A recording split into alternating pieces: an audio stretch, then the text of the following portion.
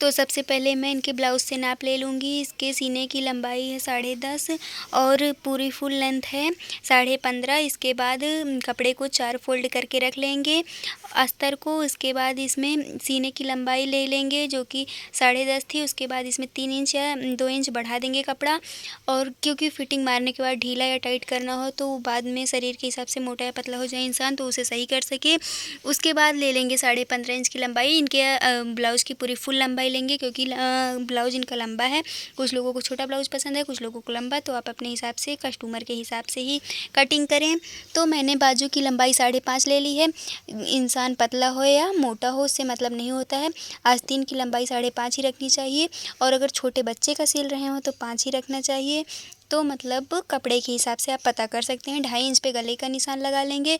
लंबाई इसकी 7 इंच रखेंगे क्योंकि जो महिलाएं पहनती हैं उनका गला लंबा पसंद होता है। जो बुजुर्ग हो जाती हैं उनको छोटा गला पसंद होता है और ब्लाउज़ का लंबा गला ही अच्छा लगता है।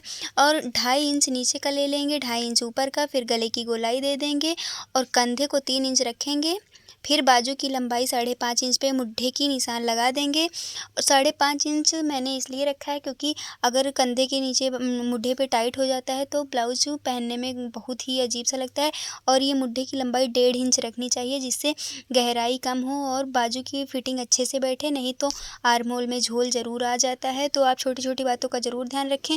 और फिर दोनों साइड से बीच में रख के लगा लेंगे डट्स के निशान। तो छोटा सा पॉइंट रख लेंगे 10.5 इंच पे, जितनी फिटिंग रहती है उतना ही पॉइंट का निशान लगाना चाहिए। फिर 1.5 इंच छोड़ के एक डट्स लगा लेंगे। इसी तरह चारों डट्स लगाने के लिए नीचे बेल्ट का जो बेल्ट के पास रहता है उसको भी 1.5 इंच छोड़ के लगा लेंगे, चाहे छोटा सा ही लगे। फिर मैंने चारों डट्स लगा लिए कमर के पास के और यहाँ पे बाजू के पास के, और थोड़ा तिरछा कर के ही लगाना है, सीधा डट्स नहीं लगाना है। फिर बेल्ट के लिए 3 इंच, बेल्ट के लिए नीचे से लेके 3 इंच रख लेंगे और छोटा सा टिक कर लेंगे। फिर इधर पीछे के साइड 2 इंच रख लेंगे और छोटा-छोटा डैश डैश करके फिर मिला लेंगे बेल्ट को। और ये हमारे फ्रंट पार्ट की पूरी रेडी हो गई जो मैंने निशान लगाया है। और अब इसे मैं कटिंग कर लूँगी। तो मैंने इसमें सभी तरीके से आपको एक-एक छोटा-छोटा निशान समझा दिया। जो आपको समझ में ना आए उसे आप कमेंट में पूछ सकते हैं। तो मैंने दोनों पार्ट्स का एक तरीके से कटिंग कर दी और इसे पूरा कटिंग करने के बाद फिर अलग से थोड़ा-सा इसमें एक्स्ट्रा कट करना पड़ेगा क्योंकि ब्लाउज़ को जिस तरह से काटा जाता है उसी तरह से इसकी स्टिचिंग होती है। पहले इसे एक्स्ट्रा अस्तर से अलग कर लेंगे। तो मैंने इसको किनारे-किनारे से अलग कर लिया। अभी इसकी फिटिंग मेज़रमेंट करके फिर इसे सही किया जाएगा। और मेरी कैंची थोड़ा बहुत कम काम कर रही थी क्योंकि इससे मेरा भाई कागज़ काट लेता। कंधों को थोड़ा-सा गले की तरफ दबा के सिलेंगे जिससे कभी गला उठा हुआ नहीं रहता है और अगर डोरी ना लगाओ तो गला भगता नहीं है। तो इसके बाद पूरी फिटिंग से आधा-आधा इंच छोड़ के लगा लेंगे। 10.5 था इनकी फिटिंग, तो 10.5 पे एक टिक लगा लेंगे। उसके बाद फिर यहाँ से एक सीधी-सी तिरछी लाइन ले लेंगे। फिर थोड़ा-सा 2 इंच छोड़ के एक लाइन और ले लेंगे जिससे कटिंग इसकी तिरछी होती है तो ब्लाउज़ बैठता भी बहुत बढ़िया है। तो मैं एक तिरछी सी एक लाइन ड्रॉ कर लूँगी और उसी हिसाब से दूसरी साइड से भी एक लाइन ड्रॉ कर लूँगी और इसको इसी हिसाब से थोड़ा-थोड़ा कट कर लेंगे। तो मैंने जो निशान लगाया था उसी के बराबर से कट कर लिया। कंधे को भी जो दबाया था उसे भी कट कर लेंगे। इसकी कटिंग करने के बाद ऐसे ही बैक पार्ट और फ्रंट पार्ट दोनों में कर लेना चाहिए। बैक पार्ट में 2 इंच नीचे से छोड़ देंगे क्योंकि आगे कंप्लीट होने के बाद 2 इंच छोटा हो जाता है। और पट्टी जो होती है हमारी कंधे की वो 4 इंच है इनकी, इसीलिए मैंने। और गला में कभी अपने आप से ही अगर आपको ना आता हो गले की कटिंग करना तो जैसे आगे गले में कटिंग करते हैं वैसे करके गोलाई दें। और मैंने इनका पीछे वाला गला बड़ा बनाया है इसीलिए मैंने थोड़ा-सा इसे गहरा दिया है। और अगर आपको गहरा गला बनाने में दिक्कत हो तो आप बताइएगा, मैं आपको ये भी सिखा दूँगी।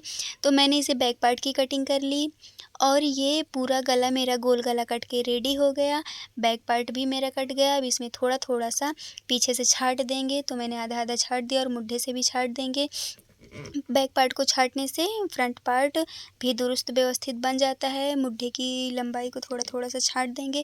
उसके बाद जो मैंने गले से फ्रंट और बैक पार्ट से काटा था, इस पे नीचे से जो गोलाई है उसे कट करके बीच से अलग कर देंगे। तो ये काज पट्टी बन के हमारी तैयार हो जाएगी इसी कपड़े से और कपड़े की इससे बचत भी हो जाएगी। अब कपड़े में कट करने के लिए कपड़े को 2 फ़ोल्ड करके रख लेंगे। पहले बैक पार्ट को उल्टा करके इसी तरह जैसे मैंने रखा है उसे ही ऐसे ही रखेंगे, नहीं तो बाद में कपड़ा कम होगा तो फिर दिक्कत हो जाएगी। अब इसे कटिंग करते हैं खच खच खच खच खच खच।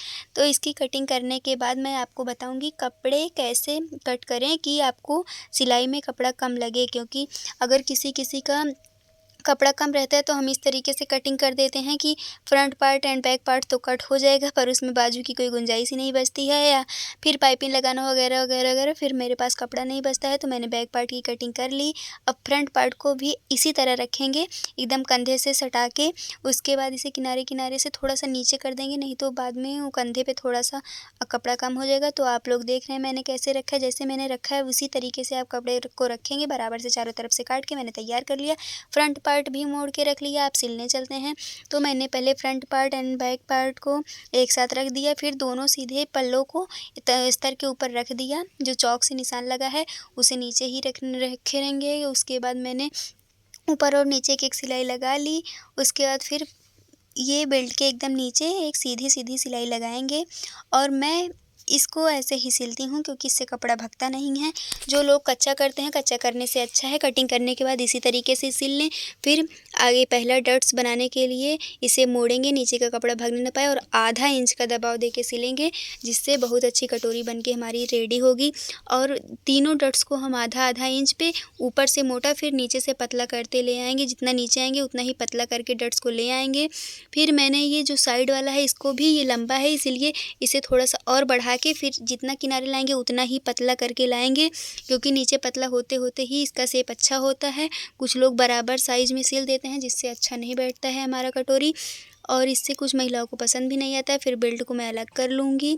बेल्ट को अलग करने के लिए ये जो निशान लगा है उसे थोड़ा नीचे कटिंग करेंगे और ऊपर थोड़ा सा चढ़ा देंगे। जितना ही बेल्ट चढ़ा हुआ था उतना ही अच्छा लगता है। और जो नीचे का हमारा निशान होगा उसे 1 इंच दबा के सिलेंगे। जितना ही अधिक आप दबा के सिलेंगे देखेंगे आप कटोरी उतनी ही अच्छी बन के आएगी।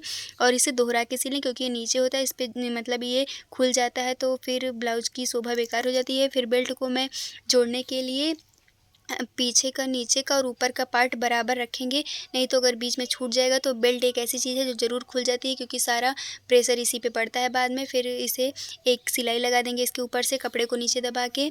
और आप देख रहे हैं मैं आपको सब दिखा दिखा के सिल रही हूँ। अगर मुझे बताने से मेरे समझ में ना आए तो आप इसे खुद से देख के ही सही कर सकते हैं। और मैंने ये फ्रंट पार्ट सिल दिया, इसी तरह दूसरे पार्ट की भी तैयारी कर लेंगे। अब इधर बटन पट्टी लगाने के लिए मैंने एक कपड़ा कट कर लिया है छोटा सा, 2 इंच की पट्टी है, क्योंकि बटन में ज़्यादा पट्टी बड़ी रहती है तो अच्छा नहीं लगता है, क्योंकि सिलाई अगर बाहर आ जाती है काज पट्टी के तो ब्लाउज़ में फिनिशिंग नहीं रह जाती है। फिर उसके बाद इसे कैंची से सेट करके अंदर में मोड़ कर तभी सिलेंगे, क्योंकि अगर बाहर खुल जाएगा तो ये जो कपड़ा है ये भसकता है। अगर अस्तर होता है तो उसमें कोई दिक्कत नहीं रहती है, लेकिन फिर भी मोड़ के सिलना चाहिए। ब्लाउज़ में जितनी फिनिशिंग रहेगी उतनी ही अच्छी रहेगी। जितना ही हमें फिटिंग की सफाई ज़रूरत होती है उतना ही सफाई ब्लाउज़ में सिलाई में भी होनी चाहिए। फिर इसे थोड़ा थोड़ा सा छाँट लेंगे जो कतरन इसमें निकला हुआ है, तभी इसे मोड़ कर सिलेंगे। फिर इसे आधा आधा इंच मोड़ के बराबर से छोटी सी एक बटन की साइज़ की पट्टी बना के रेडी कर लेंगे, और इसमें गांठ लगा देंगे, क्योंकि गांठ लगाना बहुत ज़रूरी होता है। उसके बाद काज के लिए अस्तर का एक पट्टी काट के रखा था उसे भी गांठ लगा देंगे, और आधा आधा इंच छोड़कर ही सिलेंगे, नहीं तो अगर नीचे का कपड़ा भसक जाएगा तो ऊपर से बहुत बेकार लगने लगेगा। नए जो लोग सिलाई करते हैं उनसे यही गलती होती है। उसके बाद मैंने इसे सिल के अस्तर की पट्टी पूरी कंप्लीट कर ली है, और अब इसे नाखून से प्रेस कर लेंगे। अगर आपसे नहीं बैठ रहा है तो आप प्रेस से रियल में प्रेस कर सकते हैं। उसके बाद मैंने इसे नाखून से दबा के ही सही कर लिया, और आप बराबर कर लें कपड़ा तभी सिलें। फिर मैंने काज पट्टी और बटन पट्टी बना के रेडी कर ली। अब बैक पार्ट पे आधा आधा इंच रख के बराबर से गला और कपड़ा अस्तर रख के सिल लेंगे। फिर मैंने जैसे ही कटिंग की थी थोड़ा कपड़ा बढ़ा के ही कट किया था, क्योंकि अस्तर के बराबर कट करने पे बाद में सेट रखने पर अस्तर छोटा या कपड़ा छोटा हो जाता है तो ये दिक्कत हो जाती है। और आधा आधा इंच हमेशा बढ़ा के ही कपड़ा कट करना चाहिए। फिर मैंने स्टिचिंग करते समय इसको बराबर कर दिया। आप लोग भी यही कर सकते हैं, क्योंकि मैं पहले क्या करती थी एकदम बराबर ही कट कर लेती थी। उसके बाद सिलने में कहीं कुछ छोटा हो जाता था, कहीं कुछ टाइट हो जाता था। ये आप गलती ना करें बिल्कुल, मैं अपने एक्सपीरियंस बता रही हूँ। उसके बाद मैंने इसे आधा आधा इंच बढ़ा के ही सिल दिया, और उसके बाद मैंने सिलाई लगाने के बाद इसे नीचे की सिलाई नहीं लगाई, क्योंकि बाद में फ्रंट पार्ट से नाप के ही बैक पार्ट में लगाएंगे सिलाई। उसके बाद मैंने गले पे छोटे छोटे कट्स लगा दिए, जिससे पलटने के बाद उसमें ऐंठन नहीं रहती है। उसके बाद मैं इसे पलट लूँगी और नाखून से बारीक बारीक निशान लगाए जाएँ। फिर मैं इस पर एक एक सिलाई चला दूँगी किनारे से। कपड़े को और अस्तर को बराबर किए रहना, क्योंकि अगर अस्तर या कपड़ा छूट गया तो दिक्कत हो जाएगी और गुट्ठी आ जाएगी जिससे फिनिशिंग ख़त्म हो जाएगी। इस पे मैं एक गोल्डन कलर का लेस लगाऊंगी पतला सा। लेस को थोड़ा अंदर दबा के ही लगाएं, क्योंकि अगर किनारे रहेगा तो वो गला चुभेगा गले में और पलट के ऐंठ के तुरंत उसी में घुस जाएगा। तो ऐसी कंडीशन ना है, इसलिए थोड़ा सा छोड़ छोड़ के ही लगाएं कपड़े को, और ज़्यादा छोड़ देंगे तो भी अच्छा नहीं लगेगा। और अगर आपको फिर भी लगता है कि ये उठा उठा है लेस, तो एकदम किनारे पे एक सिलाई ज़रूर चला दें। मैंने तो बीच में एक सिलाई चला दी है और थोड़ा सा कपड़ा छोड़ के ही लेस लगाएंगे। तो मैंने लेस भी लगा के रेडी कर लिया। अब इसे कट करके अलग कर देंगे। बैक पार्ट मेरा कंप्लीट हो गया। फ्रंट पार्ट से नाप लेंगे और छोटा छोटा निशान लगा लेंगे। जितना बढ़ेगा उतने पे एक मशीन चला लेंगे। मैंने निशान जो लगाया था उसी पे आया है, लेकिन एक बार नापना ज़रूरी होता है, आप लोग देख सकते हैं। तो मैंने इसे आराम से सीधी सी एक सिलाई लगा दी। उसके बाद इसे बराबर से कटिंग करके सेट करके मोड़ के इसे सिल लेंगे। उसके बाद किनारे के दोनों डट्स लगाने के लिए एक छोटे छोटे निशान लगा लेंगे। मैं तो खुद ही ये डट्स लगा लेती हूँ, अगर सिलना मैं आप लोगों को बताने के लिए लगा रही हूँ, वरना मैं तो ऐसे ही खुद से अंदाज के सिल लेती हूँ। तो अंदाज़ा आप तभी मारें जब आपके पास एक्सपीरियंस हो जाए। पहले या दूसरे में ऐसा ना करें, थोड़ा सा बारीकी ध्यान देंगे तो बाद में अपने आप अंदाज़ा सही होने लगेगा। उसके बाद मैंने इसे पूरा 2-2 परत घुमा दिया। अगर आप पीछे के डट्स डाल रहे हैं तो उस पे 2 सीलन तो ज़रूर ही चला दें, क्योंकि इसे खुलने की ज़्यादा दिक्कत रहती है। अक्सर ब्लाउज में ये खुल ही जाता है, कितना भी आप गांठ लगाएं, कितना भी, उससे नहीं मतलब है, लेकिन आपको अपने सेफ्टी से ही सिलाई करनी है। फिर मैंने इसे सिल के इसके नीचे भी जो लेस बचा है लगा देंगे। और क्योंकि सिंपल ब्लाउज़ इतना अच्छा नहीं लगता, अगर लेस हमारे पास बचा है और हमारे पास बस एक सिलन की काम है, तो इसमें मतलब कोई दो राय ना करें, लगा दें। क्योंकि जितना डिज़ाइन से अच्छा नहीं लगेगा उतना गोल्डन कलर का लेस अगर चमकता रहेगा तो आप लोग देख रहे हैं ना कितना क्यूट लग रहा है। तो मैंने इसे एक एक सिलन चला ही दिया बीच में थोड़ा सा रख के, और आप जल्दी जल्दी से इसे सिलेंगे। और हाँ, मैं 15 मिनट में ही ब्लाउज़ सिलती हूँ, लेकिन वीडियो बनाने में थोड़ा सा टाइम लग जाता है। आप लोगों को तो पता ही है वीडियो बनाना कितना मेहनत का काम है। तो मेरे चैनल को लाइक सब्सक्राइब ज़रूर कर दीजिएगा। उसके बाद कंधे को आगे और पीछे के पार्ट्स को रख के बराबर से आधा इंच दबा के सिल देंगे। आधा इंच सिलना ज़रूरी है, नहीं तो कपड़ा और अस्तर अलग हो जाएगा। कंधे पे ज़्यादा जोर पड़ता है, इसीलिए इस पे 2-3 सिलन ज़रूर चला दें।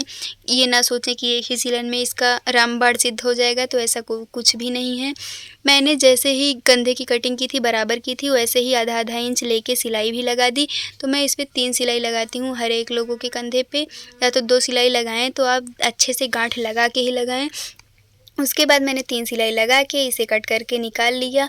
और फिटिंग मारने के लिए दोनों डट्स को बराबर रखेंगे। उसके बाद इस पे निशान लगाएंगे छोटा सा, जहाँ पे ये पूरी फिटिंग आ रही हो, दोनों फिटिंग का निशान लगा लेंगे। फिर मुझे फिटिंग मारना है, फ्रंट पार्ट का मैंने निशान लगा लिया था और दोनों तरफ से मैंने लगा लिया। उसके बाद मैं इसे फिटिंग मार दूँगी और बाजू पे छोटी सी डिज़ाइन बनेगी जो मैंने पहले से बना के रख ली थी। उसके बाद मैंने इसकी काज पट्टी की अलग से लेंथ लें और बटन पट्टी की अलग से लें, बैक पार्ट की अलग से लें, बाजू की अलग से लें, वरना ब्लाउज़ की फिटिंग अच्छी आनी नहीं है, पक्का है ये। तो इसमें बस छोटा सा निशान लगाए। बाजू मैंने पहले से ही सिल के रख लिया था, अब इसमें डिज़ाइन उनको कटना है, तो मैं इसे मोड़ के रख लूँगी। उसके बाद इसमें छोटा सा, जैसे आगे के गले में निशान लगते हैं, वैसे ही 2 इंच का निशान लेके गोलाई दे दें और कटिंग कर दें।